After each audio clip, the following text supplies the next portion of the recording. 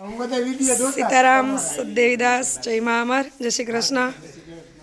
ચલો ગોંડલથી બગધરાથી પછી મોવિયાથી અને જુનાગઢથી મહેમાનો પધાર્યા છે અને પ્રભુજી માટે સેવા અર્પણ કરવા માટે આવ્યા છે. એમના તરફથી સરસ મજાના બ્લેન્કેટ અને સ્વેટર ને બધું લાવ્યા છે. એ ભાઈ જે સેવા લઈને આવ્યા છે ને એમના ધર્મપત્ની એવા સ્વર્ગવાસી રંજનબેન રાકેશભાઈ રાદડિયા, એની એક અંતરની ઈચ્છા હતી કે આશ્રમની મુલાકાત લેવી. એટલે આપણે ભાઈના મોઢે જ સાંભળીએ.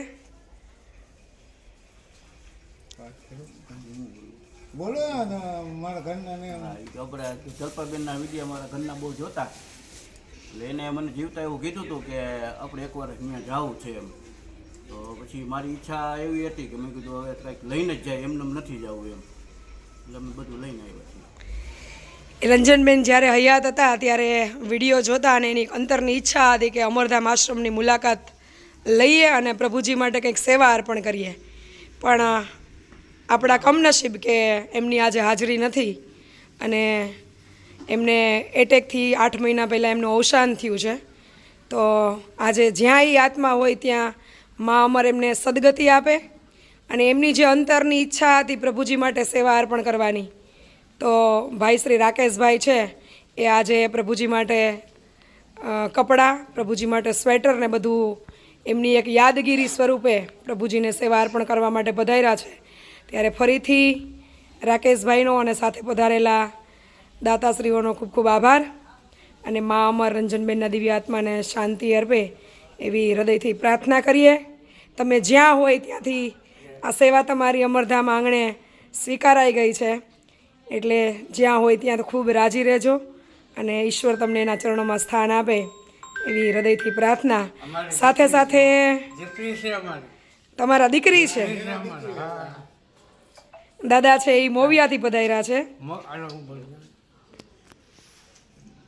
હા બોલો. અમે મોવિયાથી આવી છીએ અને જલ્પાબેનના આપણે ખૂબ ખૂબ વિડીયા જોયા અને જલ્પાબેને જે કામ કર્યું છે એવું તો આપણાથી એક ટકો નહીં થઈ શકે.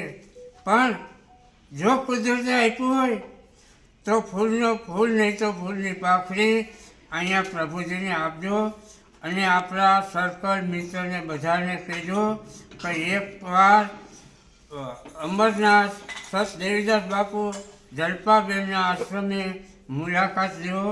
એવો દરેક ધર્મપ્રેમી ભાઈ બહેનો આપને વિનંતી છે કે એકવાર જલ્પાબેનના આશ્રમે પ્રભુજીના દર્શન કરવા આપણે જવું છે. ભગવાનના દર્શન તો નહીં જ કરવાના, પણ આજે આશ્રમની અંદર પ્રભુજીને જલ્પાબેને હાચવા છે, નવ લાવ્યા, ધોવ લાવ્યા, એ ભગવાનની સેવા સમાન છે. પણ એકવાર જલ્પાબેનના આશ્રમનો જરૂર ધર્મપ્રેમી ભાઈ બહેનો તો એકવાર જરૂર જલ્પાબેનના આશ્રમની મુલાકાત. અમરમાના આશ્રમે અહીંયા જલ્પાબેનનું કાંઈ નથી. જલ્પાબેન અહીંયા એક સેવક છે.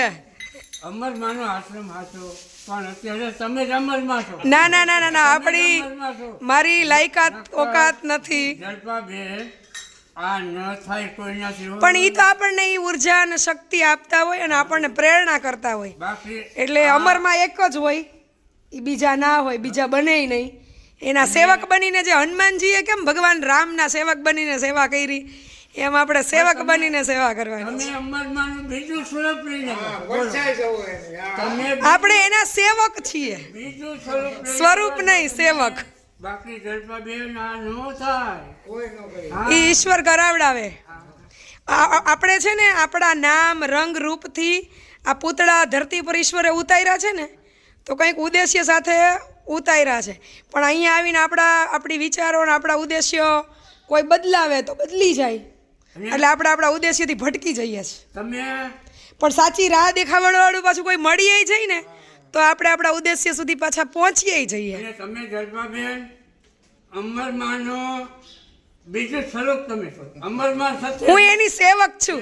સ્વરૂપ છો તમે અને હું પછી અહમના પારા ચડી જાય એટલે સેવક બનીને રહેવા મજા છે. હું ઓળખું છું કે તમે છે ને બીજા સ્વરૂપમાં તમે આવ્યા. જેટલું આપણે સરળ બની સહજ બનીને સેવક બનીને રહીએ ને તો ઓલો પારો કોઈ ચડાવવા આવે ને તો ચડે નહીં, પછી ઓલો પારો ચડી જાય. પણ અમારા હૃદયમાં તો હોય ને કે અમરમાં તમારા હૃદયનો ભાવ સ્વીકાર્ય. અમરમાંનું બીજું સ્વરૂપ જલપાબેન છે.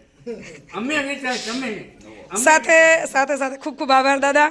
સાથે સાથે ગડધરાથી ઈશ્વરભાઈ અને એમના ભાઈ પધાર્યા છે. માં અમરધામ આંગણે સરસ મજાની આપણે જે પ્રભુજીઓ માટે ગૌશાળા બનાવવાની હતી, તો આજે ગાય માતાની પણ પધરામણી થઈ ચૂકી છે. ઈશ્વરભાઈને એક સંકલ્પ હતો કે મારે આશ્રમ પર એક ગાય માતા છે એ અર્પણ કરવા છે અમરધામ આંગણે. તો આજે એ પણ ગાય માતા લઈ અને આશ્રમ પર પધારી ચૂક્યા છે. શું કહેવું ઈશ્વરભાઈ? આપણે ભાવના હતી કે બેનને જો અહીંયા આશ્રમ ગાય રાખે મને ઘણા ટાઈમથી કહેતા હતા, પણ મેં કીધું કંઈક સગવડતાઓ વ્યવસ્થાઓ. અહીંયા દેવી મારે વેચવી નથી, 30-35 હજારની તો માગતા હતા. હું કહું આપણે વેચવી નથી, તો બેનને જોતી હોય અહીંયા આશ્રમમાં જોઈને તો મારે. એટલે આજે માં અમરના ફૂલડા એવા મારા નાના નાના ઢબુડા અને પ્રભુજી માટે ગાય માતાએ પધારી ચૂક્યા છે. તો ઈશ્વરભાઈનો હૃદયથી ખૂબ ખૂબ આભાર. ભાઈ પધાર્યા છે, શું નામ? રમેશભાઈ. એમનો પણ હૃદયથી આભાર. મોવિયાથી દાદા પધાર્યા છે, એમનો પણ આભાર. જાદવ દાદા. સાથે સાથે રાકેશભાઈ, વિપુલભાઈ અને ચંદુભાઈ, રંજનબેનના ભાઈ. ખૂબ સરસ. ચલો ફરીથી બધા ભાઈઓનો હૃદયથી ખૂબ ખૂબ આભાર. બસ આવી જ રીતે તમારી પ્રેમ, લાગણી, તમારી હિંમત અને તમારો સાથ સહકાર થકી અમરધામ આશ્રમ પર અમે પ્રભુજીની વ્યવસ્થાઓ સાચવી શકીએ છીએ. એટલે ફરીથી જાણતા અજાણતા કોઈ યાદી રહી ગઈ હોય તો દરેક દાતાશ્રીઓનો દિલથી ખૂબ ખૂબ આભાર.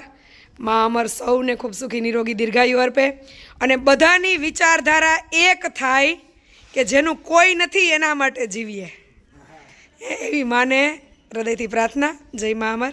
સદદેવીદાસ, અમરદેવીદાસ. જય શ્રી કૃષ્ણ.